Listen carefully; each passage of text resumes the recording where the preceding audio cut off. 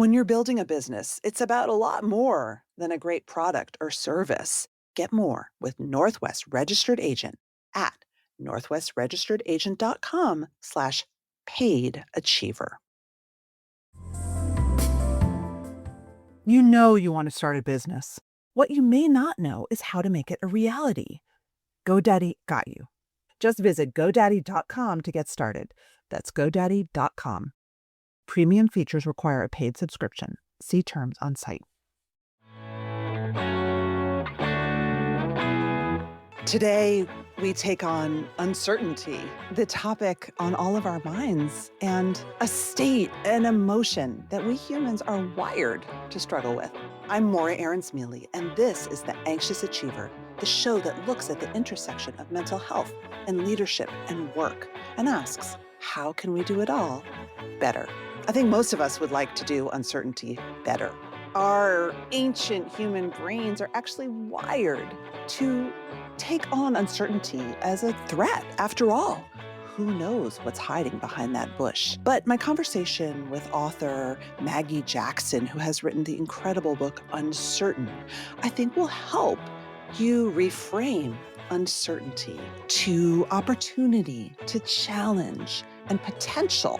And it will take some new thinking and rewiring, but it is intensely possible. One of my favorite conversations I've had on the podcast, Reframing Uncertainty with Maggie Jackson. I think that there has been, my own work included, a lot of conversation in the past recent years about the fact that difficult emotions like anxiety aren't bad, right? They aren't bad or good. They're reality is their emotions. We need to learn to manage them. You're talking about sort of embracing uncertainty and actually thriving in it, which feels at a very human level like such a counterintuitive idea. Why do we need to do this? What sparked this? Yes, and that's such a great point too, that when we're talking about, or when I talk about embracing uncertainty, I'm not saying, for instance, that uncertainty should be limitless or that all depths of uncertainty are what we need. We don't want to wallow in it. It's not the end goal. But evidence suggests that we live in an increasingly certainty-seeking culture. It's really time to hold it up to the light and then realize that we've very much misunderstood this state of mind. So it's very important not only to tap into the curiosity, the wonder, the exploratory nature of life itself and what we're doing at work, but it's also really important on a larger scale. For instance, uncertainty skillfully managed can really actually offer some answers to the polarization that divides us. It very much can help people liberate themselves. It's not a cure-all, but yet it can help people liberate themselves from the incredible stress and anxiety, as you talk about so well, at work. It can be an antidote to the narrow-mindedness that we see closing in on us in so many different ways. So I think we have both personal and also larger cultural issues at stake in, reimagining and updating our understanding of uncertainty. You wrote in the New York Times that our uneasy sense of not knowing triggers a host of beneficial neural changes, including heightened attention, bolstered working memory, and sensitivity to new information. And you really dive into the brain science behind why embracing uncertainty can be beneficial. And yet you sort of talk about the accepted belief that anxiety equals fear of the unknown in our common parlance. Can you talk more about that? Like why we've come to sort of equate anxiety with fear of unknown? Yes. And I think it's a great starting point to basically start off with the unease and the angst that uncertainty gives us, because that's actually natural. I mean, we as organisms or, humans are built to seek and need answers. We need to operate that way. it's really important to understand, however, that unease is not the same or doesn't have to be the same as a negative, static inertia or weakness, what have you. So the discomfort of uncertainty is related to a stress response that you have when you meet up with something new, unexpected, ambiguous. It could be a traffic jam when you're late, or it could be a new memo from the boss, et cetera. Or even just, your child wakes up and they're kind of sick, but you're not really sure. This doesn't look like the normal cold. So when we meet something new in those circumstances, the body and brain kind of spring into alertness. And the neuroscience that you were talking about, the, working memory and in fact, the broadened attention scientists sometimes call curious eyes, which is really interesting. That all is a kind of wakefulness. Scientists call it arousal. And so right then and there, we're talking about uncertainty as synonymous or as very closely related to a signal to yourself that the status quo has ended and you need to update your understanding of the world. And in fact, a recent study that I just came across in medicine involves this benefit of the discomfort of uncertainty. A scientist at the University of Washington asked doctors after they'd finished their clinical shift about the sticky moments in their day. And what he found was that when they were uncomfortable, when something was uncertain and new, that's when their attention was heightened. That's when they began looking ahead to muster resources to cope with this new problem or situation. And so it totally underscores what the neuroscience is telling us about this good state. Uncertainty is good stress, basically. So that's a very, very important starting point. So uncertainty is good stress, which is different from the sort of presumed threat response and fight or flight arousal of anxiety or fear. Exactly. So this is a different response. And, when we're fearful of something, whether it's just the unknown on a daily basis, the fear of the unknown that is now seen to drive a lot of anxiety, or whether we're just, going into that situation with the new, whatever traffic jam or memo, if we have a fear-based response, there's an entirely different physiological systemic change in our body. Basically, our blood circulation, rather than revving us up, actually drives blood toward the core of our body, away from the extremities, including the brain. So that's the shutting down that is associated with fear. So I'm basically talking about an opening up and a waking up versus fear. And so that leads us to kind of understand, very importantly, that our attitudes, our approach to uncertainty are very important. So for instance, we can actually, consciously, deliberately tap into the good stress of uncertainty simply by expecting that life is unpredictable. Studies in laboratories and learning in dynamic situations show that people who expect that things won't change in a highly dynamic situation are less likely to pick up on the signal of uncertainty and also the signal of the change itself. So that's kind of like walking into the morning meeting and thinking, another blah, blah, blah, nothing's going on here. And you can see common sense shows us that actually lowers our chances of picking up on the tension in the room or the change in the boss's facial expression. You want to be stressed, as one scientist told me, when things are most unpredictable. You want to have the stress of uncertainty. It's kind of like rolling up your cognitive shirt sleeves. Mm-hmm. And in fact, one of the major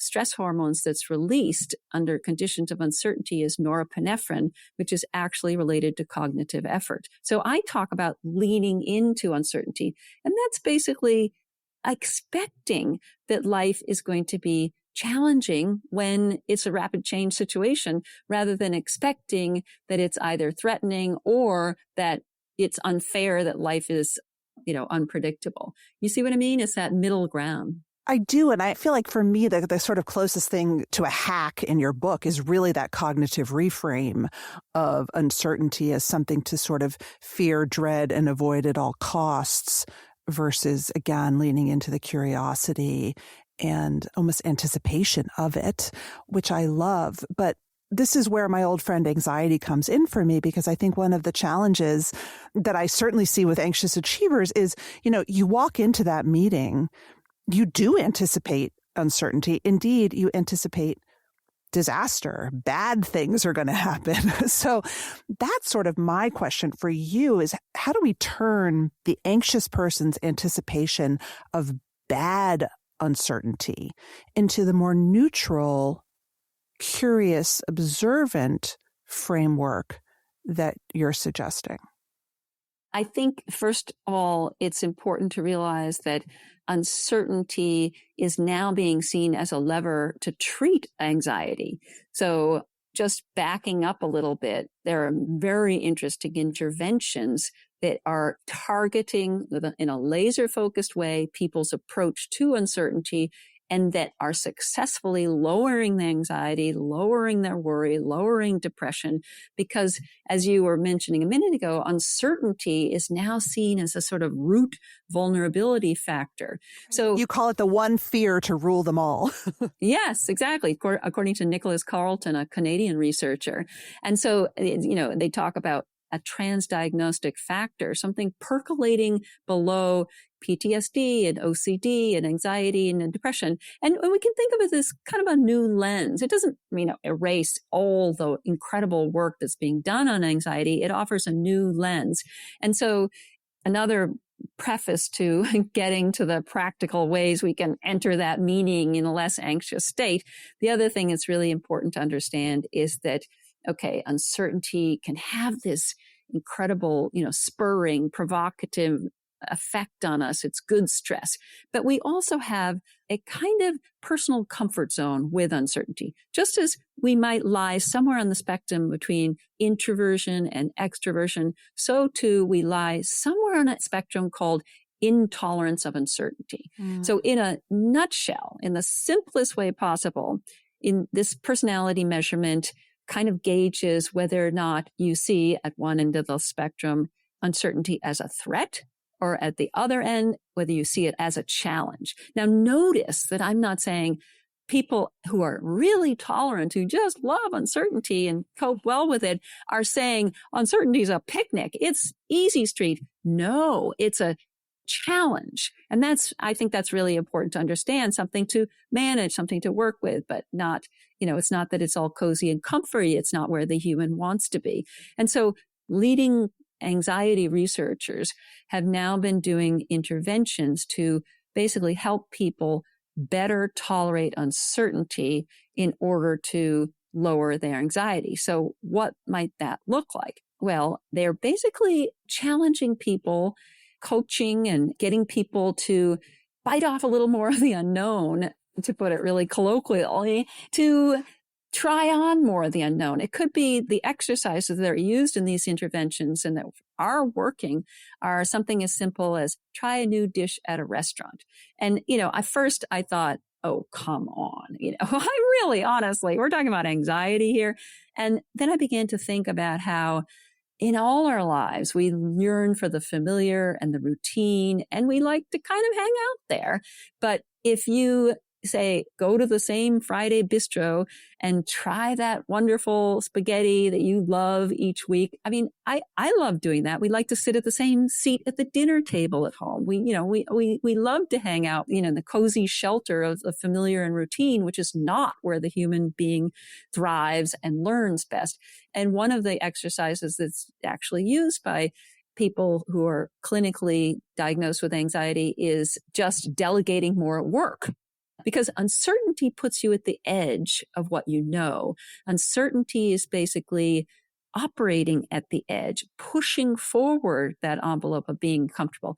And what's really important here is that it's not that people are, navigating the frontiers of uncertainty, and so therefore, their anxiety automatically lifts. It's not that they see uncertainty as absolutely 100% always wonderful. It's that they see that when they're in the unknown, there are multiple possibilities. It's not just a disaster. So they're actually learning to surprise themselves, which is curiosity and exploration.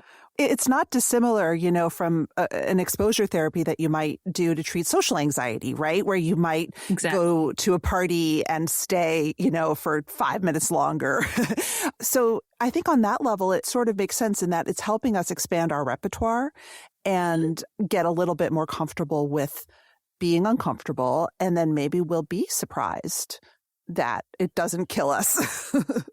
Exactly. And it's kind of interesting. It's a little bit, neuroscience geeky, but I love the fact that what's happening here is that you're actually using the uncertainty itself. In other words, you're kind of sure that it's going to be a disaster and the boss won't like my presentation and all those sorts of things. You're trying on all of these sort of, in some ways, certainties very often. What this does is kind of enlist uncertainty, which is, scientists say, prediction error, because we constantly operate in automaticity, and uncertainty, to give it yet another sort of vocabulary for it, is not just arousal. It's an arousal because your system senses that what your assumptions and your expectations are being contradicted by reality. So there's a gap between what you assume and what you've just found out, which is there's something new out there. And so this so-called prediction error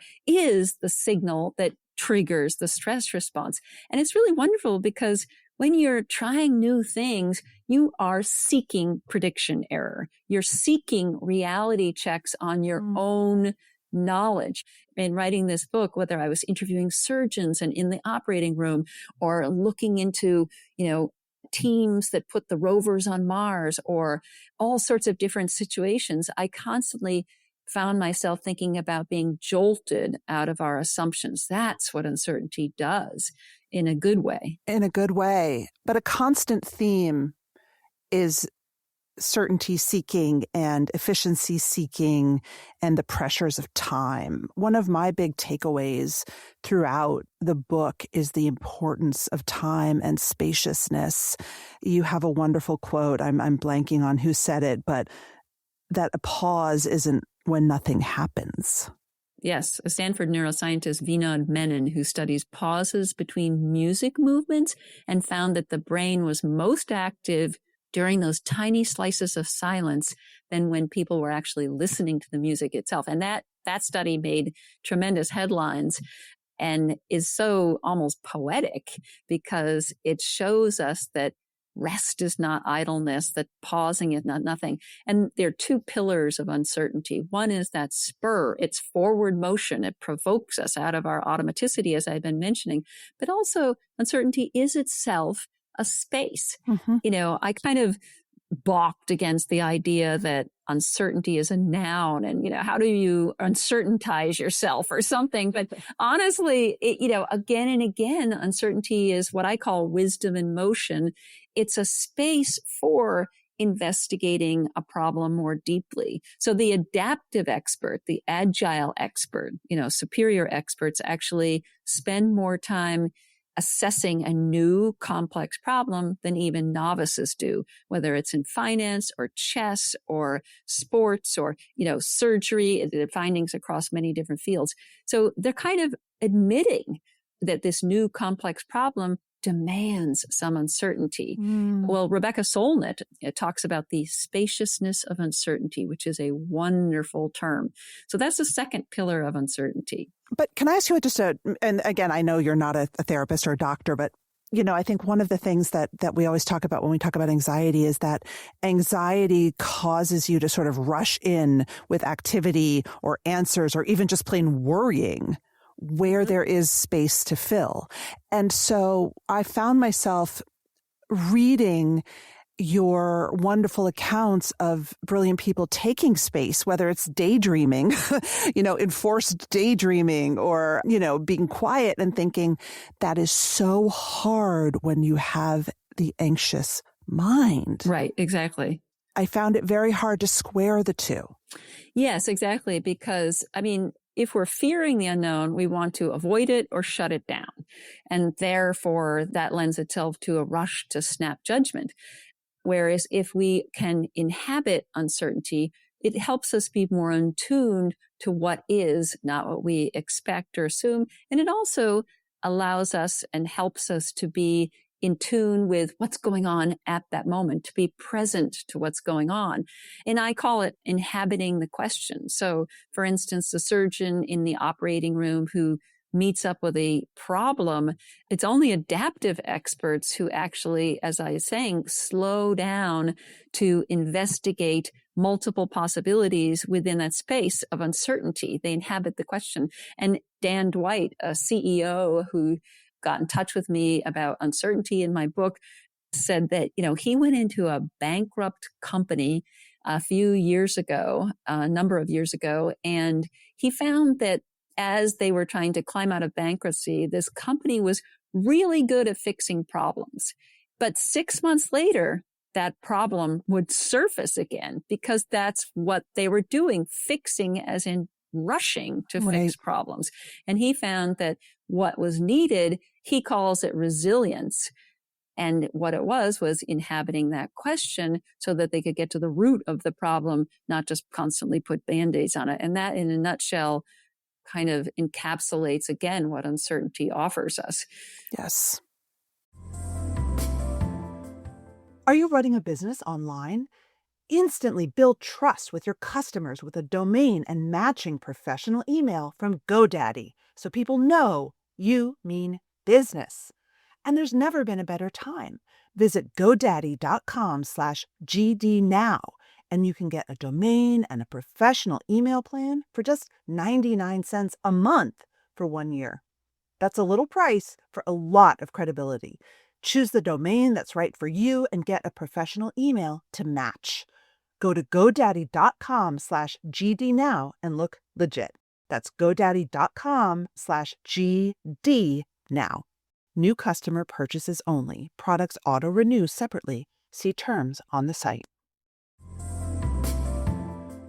When you're building a business, it's about a lot more than a great product or service. It's about your total business identity, which is like your legal paperwork and the fact that your website is secure and state licenses. Well, Northwest Registered Agent can help you get more for your business. More privacy, more tools, more guidance. And they've been helping entrepreneurs launch and grow businesses for nearly 30 years. They're the largest registered agent and LLC service in the US, with over 1,500 corporate guides who are real people who know your local laws and can help you and your business every step of the way. For just $39 plus state fees, you can get an LLC, domain name, business email, a local phone number, business address, registered agent, and compliance in just 10 clicks and 10 minutes. You can get your business formation paperwork as well. Northwest makes life easy for business owners. Don't wait. Protect your privacy, build your brand, and get your complete business identity in just 10 clicks and 10 minutes.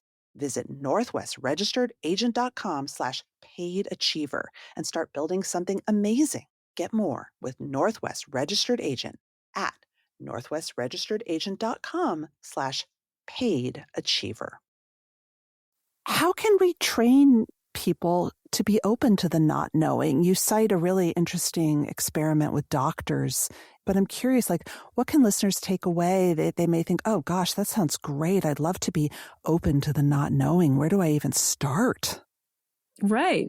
I think there are many practical steps we can do personally and also with our team or the people we manage.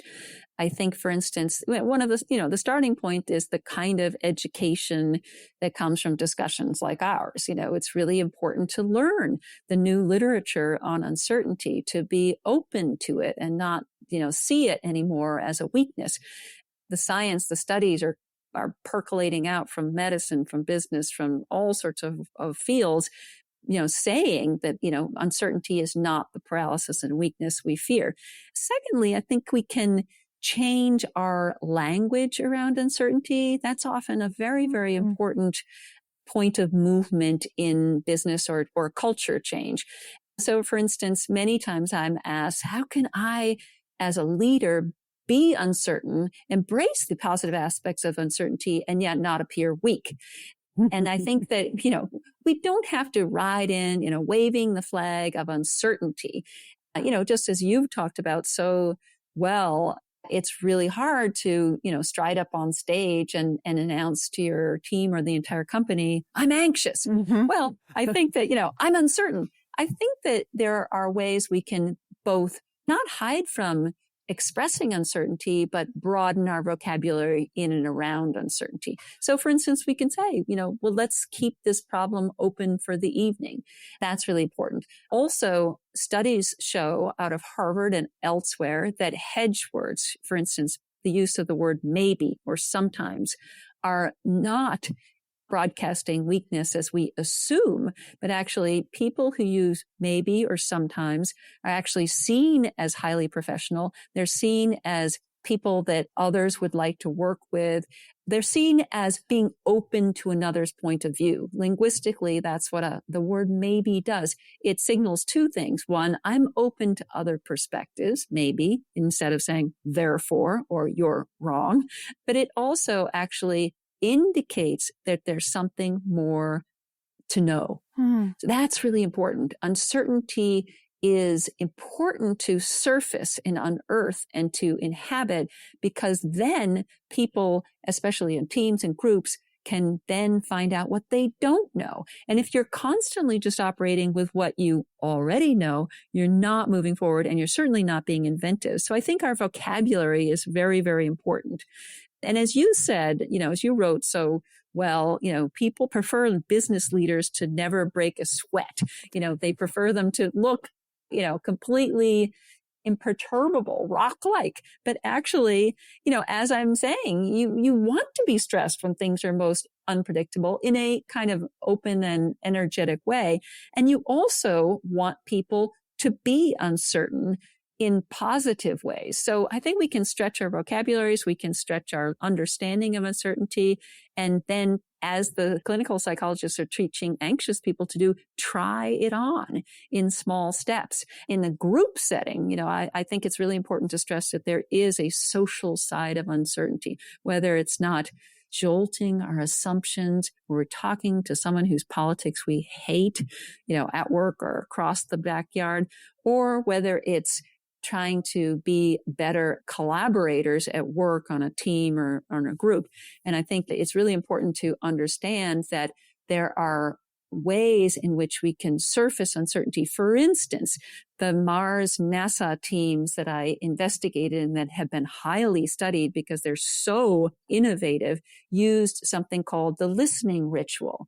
And what all that meant was during the Mars exploration rover mission, which went on for many, many years, there was a standard way to end a meeting, whether it's by phone, conference call, in person, what have you. And that was to ask, is there anything else we need to know? Is there anyone who disagrees? They were seeking dissent, and they also treated disagreement, dissent, and expressions of not knowing as a positive. Instead of being seen as a jerk, they were actually welcomed. But it was that ritual, and all up and down. At one point, the rovers, someone had uploaded faulty commands, and one of these multi-million-dollar, hundreds of million-dollar rovers was at a risk of being lost. And so the project leaders shut down the entire mission for a weekend and sent everyone home to reflect. And then they called the first ever all hands meeting and said, we have to get back to the place of questioning where we were before. We can't lose that. That's where our success lies. And one of the sociologists who studied this mission, Janet Vertese at Princeton, told me uncertainty and also disagreement, that dynamic, that's why we're still talking about this team years and years later. I think you're also highlighting the importance of timing, which is something we don't think about at work, because making ritual and time for uncertainty is effective. But that leads me to another question. You cite a study, the Kruglansky experiment, where some respondents were shown videos that were quite traumatic of 9/11, and some were shown more banal videos. Those who had been shown the traumatic videos had less, I think, of a tolerance Which makes me think, again, practically, there's a big difference between being uncertain as a leader in front of a traumatized workforce versus one that isn't in a safer space for questioning. Like, how do we balance the fact that basically a lot of our population is the equivalent of people who've just watched the 9/11 videos? Yes, exactly. Well, what you're pointing to is very, very important to understand. And I think it can equip us to deal with uncertainty, to be less anxious. And that is to understand that the tolerance we have for uncertainty is situational. It is affected by our environment and by context. So people who are tired, people who feel pressured to give an answer, people who have information overload all become more intolerant of uncertainty. Even if you start off pretty tolerant, you're quite an explorer, et cetera, you're quite curious at work. So that's really important to understand. So if you're going through a merger, or if people have, the accountants who deal with that incredible accounting season where they don't get any sleep, it's really important to understand in a kind of metacognitive view that at that point, people are going to be more anxious, if you will, or driven toward, as Kruglansky says, leaping toward an answer, any answer, any answer. So people close down because they want to get that over with. And so it's really important that uncertainty is situational as well as trait-like. And what I've been saying is that your trait or your comfort zone, your personal comfort zone with uncertainty can be shifted. You can change the dial, move the needle by constantly being open to and trying new things. But at the same time, you also can help yourself being more intolerant to uncertainty by, for instance, being healthy. And in this day and age, it's really difficult. People are rushed. People are stressed. People are tired. And so at the very least, we can understand that we might be more driven to race to an answer when we're in that situation, and leaders can account for that.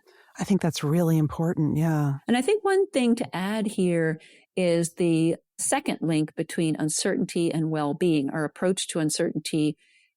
There's a virtuous cycle here. In other words, when we're tired or overloaded, we might want to yearn to a new answer.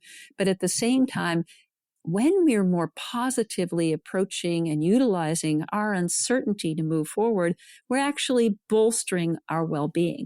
And how? Well, for instance, people who are tolerant of uncertainty are going to be less anxious. One of the studies that I've talked about found that in people with GAD, generalized anxiety disorder, one of the most intractable forms of anxiety to treat, when they were treated in a 12-week therapy program, one-on-one therapy hours, to bolster their tolerance of uncertainty, their worry levels fell to about the same as the general population. That's stunning. That's amazing. It is. More work needs to be done, but this is gold standard, randomized controlled studies, et cetera. Now, the second link, which is really interesting and important, is through curiosity. And a lot of people ask me about curiosity and uncertainty because they sense there's some kind of parallel or they're cousins as human states. And it's true. One of the most important pillars of the curious persona, people who are highly curious, is that they are much more likely to tolerate the stress of the unknown. So they're more likely to tolerate the discomfort, the awkwardness part of operating in uncertainty. Why? Do we know why? Well, it's because they're actually the kind of curious people who are acting on their curiosity. So you can be curious and you can kind of wonder, oh, what's the name of that painter, or who won the Super Bowl in X? But, actually, unless you're willing to tolerate the stress of uncertainty, you often won't act on it. So it's really related to being the one who raises their hand with a dissenting remark in the workplace. It's related to people who are willing to tolerate the stress of the unknown at work, are curious, and they're also more engaged at work. They're just on their toes. And the other interesting point is that this facet of curiosity is the most highly related to well-being. So these are people who seek the uncomfortable. They read difficult books. They raise their hand to say, I disagree. I mean, you'd think, wow, that sounds really stressful. But actually, what's happening is that when you can be open to all of life, the negative, the difficult, the threatening even, and actually operate in that milieu at the edge of the unknown, you're open to both the good and the bad in life. You're not hiding or closing down. People who are highly curious and who can tolerate the stress of the unknown are more likely to have more pleasurable moments in life. They have higher life satisfaction. So, again, life isn't a picnic just because you're curious and, sometimes awkwardly so. But these are the type of people who are rated by family and friends as being better able to manage uncertainty. So there's a sort of package of skill sets here that shows me that it's a virtuous cycle when you can kind of lift yourself away from the fear of the unknown and understand that when you can admit that life is difficult and unpredictable and mutable and doesn't always go your way, then you're actually able to contend with all of life. Is this a temperamental thing? Are people born differently? Can you learn it? Is it about your privilege also in the world and where you come from? Oh, yes. Great questions. Well, I think that, yes, the personality disposition related to tolerance or intolerance of uncertainty is intrinsic, innate to us. So, as I'm mentioning, you have a certain comfort zone, but again, it's changeable. And you can expand your tolerance of uncertainty as interventions are showing. In fact, in the medical world, people are exploring teaching doctors to better tolerate uncertainty in order to curb overdiagnosis and over-testing.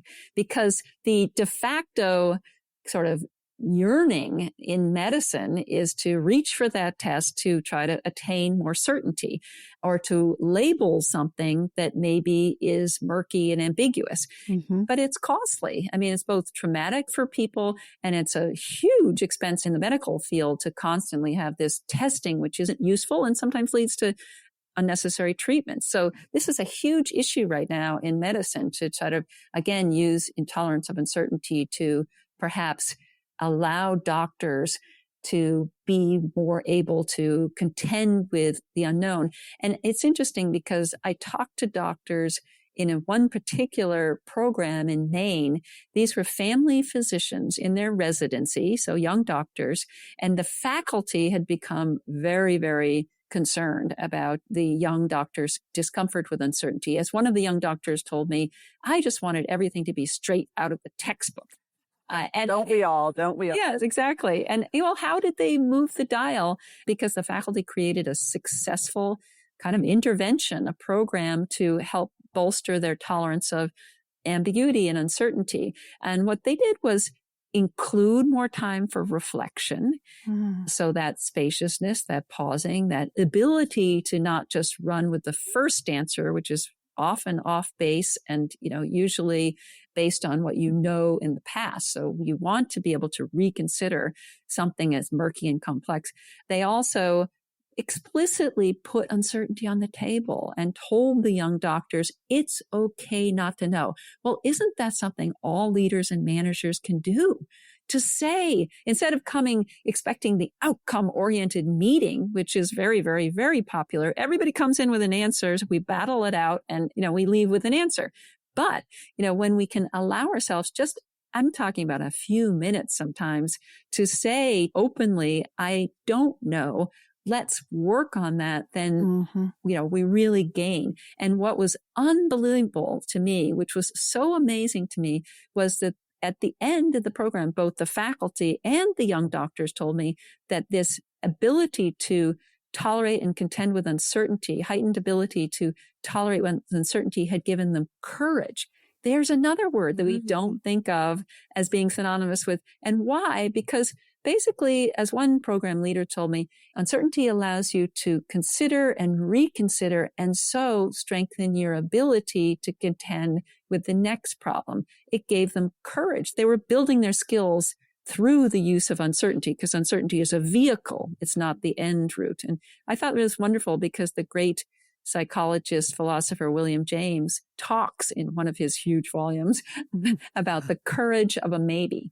He says, no act of faithfulness, no great deed is undone without the courage of a maybe. You know you want to start a business. What you may not know is how to make it a reality. GoDaddy Arrows got you. It uses AI to help you find the domain name that's right for you.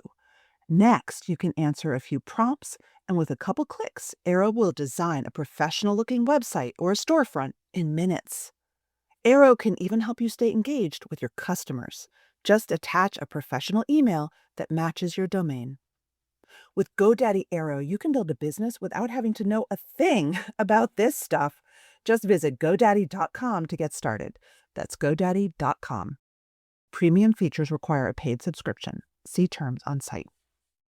It does feel very brave to be a maybe, especially, in a place that isn't psychologically safe, when the messages that we get are just to be efficient and solve things. I want to go to one of my favorite examples in the book that I did send to my kids. Talk about using cue words and trying to be open to uncertainty, even while you're in the process of trying to achieve an outcome that you really, really care about. That's really important. And I think a very liberating new understanding of uncertainty and stress and its relationship. A lot of the time through the dopamine circuits, we often talk about ourselves as reward-based people, that we are going through life seeking reward, and that's how we learn, and et cetera, et cetera. Well, it's kind of a narrow view of how we operate. And in fact, it underlies a lot of how AI is built. And that's another problem and another podcast. But in any case, I think we so often worry about the outcome. If you're giving a speech or you're having a sports game, culturally and maybe individually, we think about that score, or we think about whether we'll triumph at the end of that speech. And what that does, while it's very important, we need to move through life operating on attaining rewards because that's part of moving forward. But at the same time, it takes us away from the present moment in a way that's really corrosive. Just for one example, there's a study that showed a mega analysis of professional tennis tournaments. And I mean, at the top, Wimbledon and the US Open tournaments. And they found that if the trophy was displayed on the court during a finals match, the best player on the court, the one who was expected to win, faltered. He struggled. It was that reward-based outcome. They didn't lose the game more, but they were struggling through it. And so it's called reward-based distraction in psychology. So how do we push back on that? Well, what we want to do is be able to inhabit the uncertainty. We don't know the answer. So we're kind of dragging ourselves down if we're focused on the answer, when the whole reason that we need process is to get to an answer. So what about process? Well, what you want to do is restore the ability to be in the situation to its fullest, to have those curious eyes, as I mentioned. And one researcher, Jeremy Jameson, has been working with people in very stressful, challenging situations, such as law school exams or a presentation in front of, judges. And he found that just briefly telling people that this stress of the unknown that they're dealing with in these challenging situations is actually equipping us to do better. So there again, we're realizing that uncertainty is good stress. What happened when he coached people on this in a very few minutes was, in actual real life situations, they became more engaged with what was going on around them. They were able to pick up on things. And so I think that's a really important way that we can dial back on test anxiety or that sort of anxiousness. We can kind of liberate ourselves. What are the cues? I know that there were actual verbal cues. Could you give us an example of one? Yes. A cue word is a wonderful reminder of the fact that we can engage with the present moment in a less anxious way. For instance, sometimes young athletes are taught to, quote unquote, focus on every play. So they develop their own mantra. If you can say to yourself, focus, this is a little bit different, but when I'm trying to fall asleep and my mind is racing, I just tell myself off duty. Maggie, you're off duty. And it's just, I think I was inspired by this idea of the cue words. So when I'm in the present moment, I can say to myself, on duty. But if I'm off duty, try to allow yourself to draw the line and to, then step away from that constant racing mind, worrying about outcome, basically. Maggie, thank you so much. Thank you. That's it for this week's show. If you like the show, follow us and tell your friends. And please leave us a review.